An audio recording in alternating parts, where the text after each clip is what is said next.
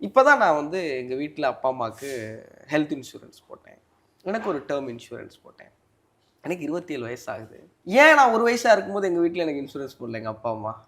எனக்கு ஒருவேளை நான் ஒரு வயசா இருக்கும்போது போட்டிருந்தாங்கன்னா, இன்னைக்கு எனக்கு ஒரு பெரிய ரிட்டர்ன்ஸ் கிடைச்சிருக்கும். இல்ல நீங்க முக்கியமா சொல்றேன். இப்போ டேர்ம் இன்சூரன்ஸ் இருக்கு இல்லையா? டேர்ம் இன்சூரன்ஸ்ல ரிட்டர்னே கிடைக்காது. ஆமா, ஓகே.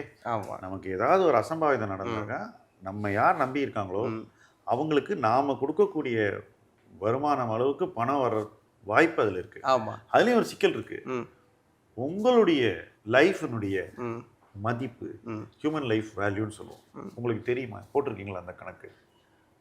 இதுதான். இப்போ நீங்க டேர்ம் இன்சூரன்ஸ் பண்ணி கூட நீங்க எவ்வளவுக்கு இன்சூர் பண்ணீங்க உங்க வாழ்க்கையை?